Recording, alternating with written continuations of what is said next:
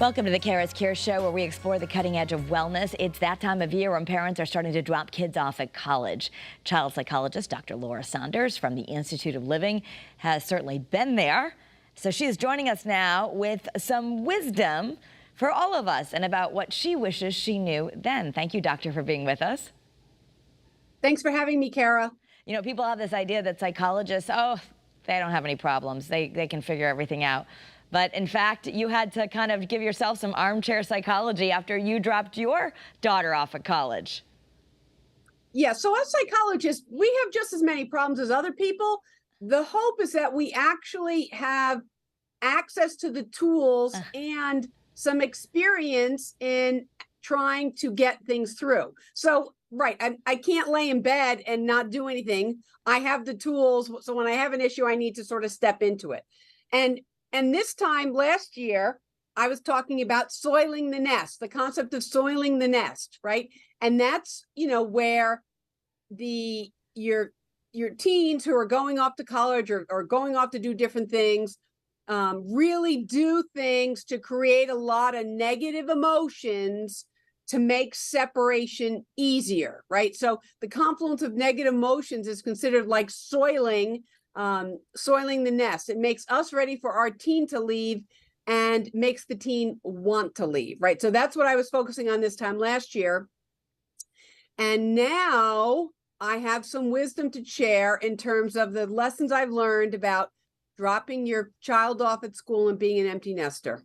All right, so you did this, it's been a year since you dropped your daughter off, and you have become an empty nester. You have another child who's already at college, so now you've done this twice, and you have some wisdom for the rest. I mean, I know everyone says it's going to be so emotional. What do you want us to know about the actual drop-off? Right, so I do like to also, the caveat is, you know, all colleges and all children and all parent-child relationships are different, right? So that's, I think, really, really important to highlight. The funny thing was I envisioned for weeks and weeks and weeks the dramatic moment of parting after leaving her at school. And the reality is it wasn't anything like that. The day of drop-off is so busy and exhausting that you have no emotions left at the end of the day for this big emotional upheaval. It's more like, okay, this is sad. Yep. Okay, we'll see you. Right. So it was really a very different than what I imagined, which I imagined this whole big emotional dramatic scene. Well, because you've done the packing and the bringing things upstairs and the helping drive there and unload the car, so perhaps that helps us. So get ready for maybe the actual first time parting, walking out the door. You found not as difficult, but you say not that difficult. The loss, you say, really hits us when we're back at home? Yeah, so it's when we're back at home, when we now, as the parent and as the adult, are diving back into our routines. However, especially if you're an empty nester, but even if you have, still a child back at home, the routines are all different. There's like an emptiness to the routines, that the structure that we incorporate into our lives as parents is now very different. So it really is a huge adjustment and transition for parents as well. Yeah, and those of us, no matter how involved you are, maybe you're a parent who works from home or even someone who works outside the home, there's still a huge change in your routine, right? You've got no more school drop-offs, no more pickups. You've got that empty bedroom, the quiet in the house. So that really does affect us. Does it affect moms and dads differently? I think it definitely would affect moms and dads differently. But at the same time, it really is kind of an emptiness that you need to adjust to. And remember, very often our child's lives are our activities, right? So going to sporting events or, participating in school functions, like those are our activities. So when we don't have those activities anymore, we need to find other activities for ourselves. Yeah. So you also say the lack of communication with your child that you just dropped off is hard. We should get ready for that to be difficult. Yes. So if you think about it, right, you're with your child for around 18 years. And I mean, even if they're at school and they've got some friends, they do some other things, you pretty much know what's going on in their life every single day. Maybe not every moment of every day as they get to be like 16, 17, but you know what's going on in their life every single day. And so it's really getting used to having very little information. It's also getting used to having monosyllabic responses to your texts. How are you? Good. What are you doing today? I don't know. Right. So yes, no, maybe, good, very simple responses. And there's days where you don't know anything. So that letting go is not just the change in routines, but it's really letting go of the intimate knowledge you have of your child's life and schedule. So what we shouldn't do is say, pick up your phone. I need to know more information. We actually, as parents, need to prepare that's okay that we're not getting that much information. Yes, most young people are not talkers, right? They're texters. I actually made my daughter practice a few phone calls with me in the summer, just so like I knew she could actually communicate on the phone and not just send me, simple texts. But the other thing to keep in mind is that they're busy, like they're living their lives, they're busy, they're doing things. When I went to some orientation activities, like parent orientation activities, they did suggest that parent and child set up at least a daily or every other day, I'm okay, right? Because really, if you don't hear from your child for 3, 4, 5 days in a row, you're probably going to be contacting residential services for a wellness check, just to make sure that they're alive and okay. So coming up with some sort of strategy where you have just I'm okay, busy, whatever, so that you know that they're alive and they're well, have some kind of communication plan set up in advance. So I mean, I can imagine how hard that must be. And I know we've gone through different stages. By the time you get to that point, you've probably had a teen who's driven and they're already becoming more independent. But this is a good sign if they're not calling you all the time. I mean, the reverse is you raise these kids to be independent.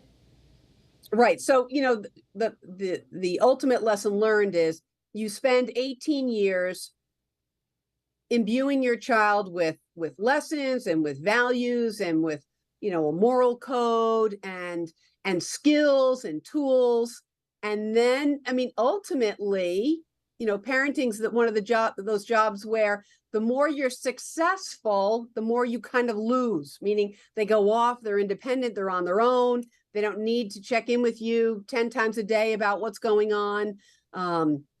So, you have to trust the time and energy that you spend has in fact done its job and that they have a set of skills to manage their day-to-day lives. So we've talked a lot about how the pandemic has impacted people. I have someone who works here who was dropping her son off, and she was concerned because she thought, gosh, they have such mental health issues right now. We're constantly reporting about teens having mental health crises. She's like, I'm concerned, but I don't know that he even has the coping skills. When college happens, stuff happens. Can you talk to us about that? Is it unusual right now, what the abilities of these kids who are going away right now compared to maybe before the pandemic? So I do like that point because, obviously I had a teen that was, in high school for the bulk of that sort of COVID isolation and all the changes and the change in structure and all the losses that I think happened through COVID. And so I do think it's important to acknowledge that. However, growth happens in the midst of change. Growth happens when you can use whatever skills and tools you have. And growth happens when you have to figure some things out on your own. Mm-hmm. So we do have to have some trust. I mean, we're not sending them to a deserted island without any food and support. We're sending them to college campuses, and colleges are professional organizations. They do this every year. They bring in a whole new batch of freshmen every year. They have orientation activities. Even if you're a commuter commuter student, where you're not living on campus. They have things that they do to help orient you. And so it is that time where you can start to step back a little bit and hope that your child can manage some things. Now, that doesn't mean that you don't get the phone calls or the text messages where they're upset or angry or distressed about something. And you have to listen to what they're saying. You need to kind of validate that it might be hard. You ask them if they have the tools. Do you have the resources to fix that, or who can you go to help you with that? And then they have to do it, right? This is not the time to be doing those things for them anymore. Right. You said you've mentioned you, as a parent, have been involved at some of these parent Facebook pages and whatnot. And we certainly have become, not everyone, but maybe for our own detriment, too involved. And you see parents asking really questions about how they're going to solve this or that for their kids. And that's that's a no-no. We shouldn't be doing that. Right. So on most of all these colleges have parent Facebook pages for the entering freshman class. And it is actually surprising and concerning to me about the level of detail that parents are asking about to sort of lawn mow their child's way through. How will they find the laundry room, and where's the dining hall, and what are the dining hall hours, and where will they go if they need some help with tutoring, right? Those things you don't have to figure out for them. They do those, right? RAs in dorms will walk you through services, right? There are things to do that. This is our opportunity as parents to step back and let our young people figure out some of these things. Now, I'm not saying to abandon them. I'm not saying to not have any communication. What I'm saying is that a lot of that little problem solving is the stuff that builds character. Yeah. And it's true. We can look back at our own experiences. And I think sometimes we grew up with a lot more just do it on your own. We didn't have cell phones. Our parents didn't have Life 360. They didn't always know where we were. We had to kind of figure things out a lot more.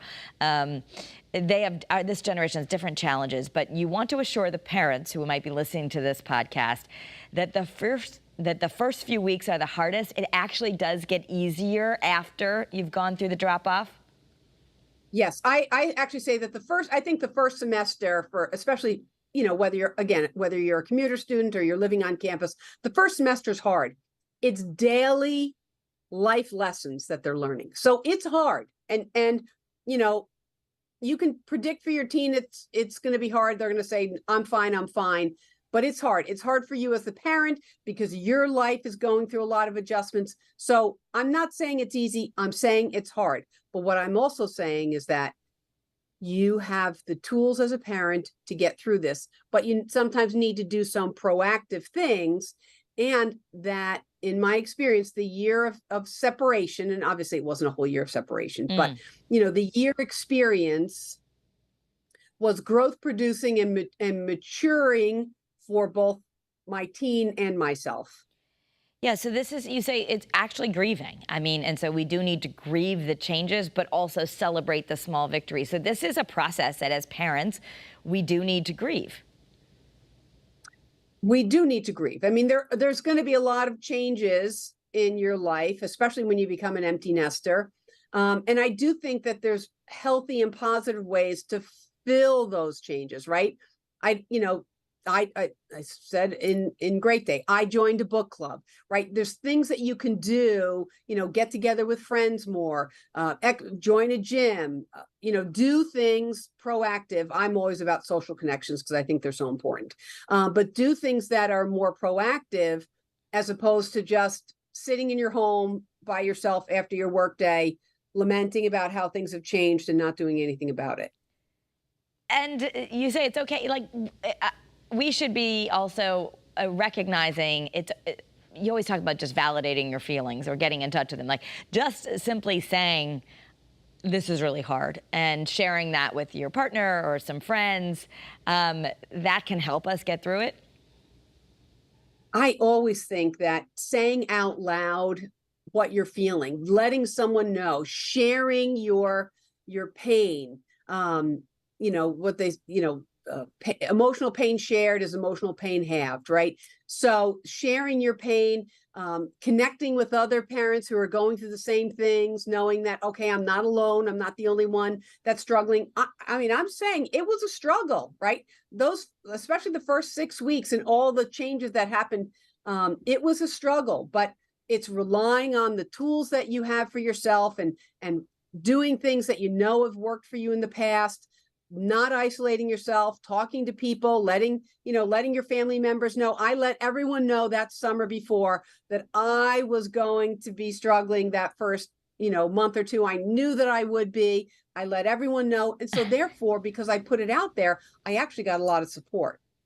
Okay, so that makes sense. And what about, I guess, the positives is you can use this time to focus. We all said, oh gosh, if I only had time, but focus on some of your needs, your interest, reconnect with your partner. You said you joined a book club. Like, what would be some things positive that we can do? And maybe you say set up even before you actually do the drop off. Yeah, I mean, all of those things, right? I mean, remember that you actually have a spouse and that your focus has always been on being parents, but now it's a role change, right? Now we're going back to being spouses again for however, for some parents it could be 18, 20 plus years based on how many kids you have, where you've just been, your main identity has often been as a parent. So now it's shifting your identity back to being spouses or to being partners. If you're a single parent, maybe it's the time you start to go out and look for it, reconnect, finding a connection with someone or doing something that makes you feel good. Again, I always emphasize social connections. So, a book club could be a social connection. I don't care if you just, you go to the library once a week and just do things outside of your comfort zone, reconnecting with friends that may also now be, have sent their kids off. So doing things in a more proactive way and not just sitting and wallowing in your misery. Yeah, well, when it talks about refeathering your nest, they say that we also, I guess, parenting's not over, right? It's not like, I think that the biggest loss is thinking, okay, my job is done. This thing that took so much of my heart and my time and my soul. On the other side, parenting's not over, right? We still have these kids that are going to be with us. It's just different. It is different. But the role, the way that you're doing the role is shifting in the same way, like from a developmental standpoint, right? The way you parent your, 0 to 10-year-old is kind of different than the way you parent your 11 to 15-year-old is different than the way you parent your 16, 17, 18-year-old, and then beyond. So it is about, making those adjustments. So you might not be involved in sort of the moment to moment or day to day activities of your child the way you did when they were like in middle school, high school. But it is taking on a little bit more of a different role. I don't know if I want to say mentoring. I mean, you're still a parent, and I don't want you to immediately just shift into being friends, because remember, being friends is that two people are sharing about their problems both ways, and this is not the time for you to be sharing your problems with your teen, your college age, your high school or college age child. But it is a shift in roles, and so being careful not to try to continue to micromanage their lives, because that's not where learning is going to take place if you're still doing everything for your young person. What should we do just to make sure? The other thing is, I think parents worry about that college is a time where a lot more drinking happens or a lot more experimentation happens, and there's those just real safety concerns. So how do we navigate that and know what they're doing, or don't we? So that's hard, right? So, I too wanted to impart some lessons learned, right? We want to impart our own lessons learned. I do worry about some of those situations. We know that, so I always worry about things like sexual assault for young women, right? Sexual assault is more common when alcohol and substances are involved, so you try to give some warnings about being careful, always, traveling in groups, staying connected to friends, you don't leave an event or party by yourself. You always bring a friend with you. Don't walk late at night. So I would worry about those things, especially as the parent of a young girl. I worried about it with my son, but he was just different and it was more likely to just do those things that I was already recommending. But at the same time, so I do worry about those things, but I can't control them, right? I can give information, I can make recommendations, I can issue warnings, but I have to hope that they're going to make good decisions. And if they don't make good decisions, that they have ways to fix it. Yeah. I know we don't have Power School anymore, so I guess you're not going to know all the time how things are going. No. So let me ask you this. What about a lot of parents have used tracking apps all through high school, especially when they start driving, Life 360 or iPhone. Your opinion on that? Should we still have them so that we know where the kids are just in case? Or is it a time that you're not doing that anymore? I always think of the safety, like, oh, God forbid, at least I know where you are if something happened. Right. So that's very individualized. But I think it certainly warrants a discussion. I think back to the fact that, when I was in college, my parents had no idea where I was or what I was doing. And obviously this is an extreme, there was one payphone in the hallway of an entire floor, of a girls' dorm. So, if I got to, call them once, maybe twice a week, that was about it. So it's a very different era and I can recognize that, but that certainly warrants a discussion. I actually did it differently for each of my kids, but that warrants a discussion. I think it feels like an assurance for a parent. I might not know what that dot means about where you are on the campus. I don't know where I don't know what buildings your classes are in the way, you would know in high school, but sometimes it feels like an assurance that I at least know where that dot is, to know that you're somewhere and therefore assume that you're okay. Yeah. What about if there is a problem? Their grades aren't going well, and maybe they feel like they're having a tough time navigating a really difficult roommate situation. I mean, some of it's just life, and some of it's like, well, maybe I should step in because I'm going to be able to navigate this better, and I am paying for this college education, if that's the case. Or maybe you're not, but you still have more wisdom. How do we step in, or when do we step in? Is that okay? Is there a process you think that we should go through? I think in high school we know what to do. Right. In high school, we know what to do. Well, here's the really tricky thing about college is that there's a law called FERPA, right? In healthcare, we call it HIPAA. It's about health information. In colleges, it's called FERPA. So unless your child actively gives permission to the college, and like, they all have Facebook, they all have pages, and your child has to actively give permission for college officials to be in touch with you or for you to be in touch with them. Unless they give that active permission, you get zero information.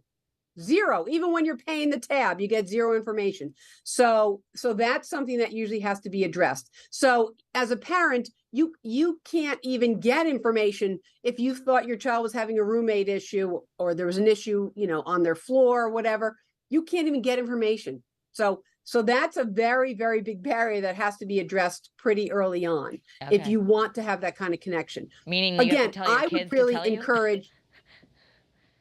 Go ahead. You have to tell your kids to tell you, like, how do you address that barrier? Like, basically, we're not going to be able to call someone. So yeah, I mean, usually each college is probably a little different, but there's ways that they have to like check boxes and literally give the college permission to contact you. Okay. Or for you to get information, really. The college is not going to contact you. The college will not reach out to you as a parent almost ever, unless it's a dire situation.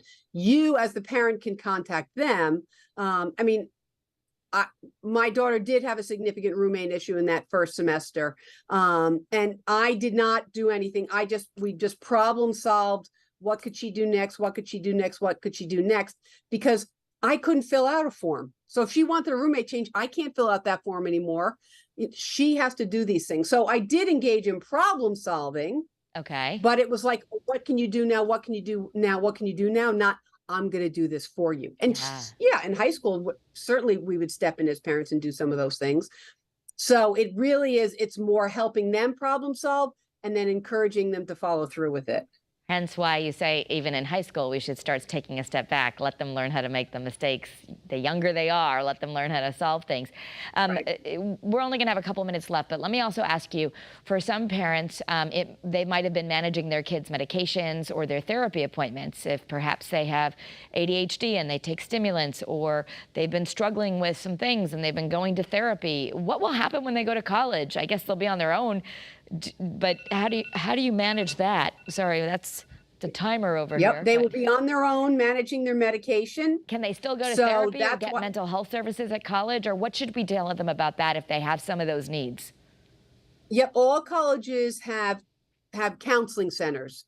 As a general rule, counseling centers like to deal with more kind of adjustment and transition problems, but more and more college counseling centers are having to deal with more severe issues around anxiety and depression and mood issues and potential trauma experiences. So all college campuses have counseling centers that are prepared to deal with these things, but they're not going to be dispersing your child's medications like they might have in high school, where you had, if you had to take a medication during the day, you had to go to the nurse. Your child will be managing that. So you have to come up with strategies and ways that your child will be taking their medication on their own. But there are college counseling centers. And if there's a pre-existing issue, I do think at least, having a connection with the college counseling center, right as you get there. There are also, and each college calls it something different, but it's basically like kind of disability services. But colleges call it something different. But each campus has an area designated. If you were someone in high school who had, an IEP or a 504 plan where you had accommodations, colleges are able to do some accommodations, not as much as you might have had in high school. But that would be contacting, again, they're called different things, but basically like disability services. Okay. That's separate from college counseling. They should change it to different ability services, but yes. Okay. Yeah, that's not the right term, but that's because, but every college has a slightly different name for it. So bottom line, it's all about growing up. We got to do that, but some great advice on how we can also refeather our own nests. So thank you, Dr. Yes. Laura Saunders. I know you're going to do a second drop-off soon, but I wish you much more peace the second time around now that you have some wisdom for yourself to share as well. I'm well prepared, and good luck to all those parents dropping their teens off. Oh, yes. Milestones, life changes. Thank you so much. And for more information on the cutting edge of wellness, you can follow me on social media at Kara Sundlin.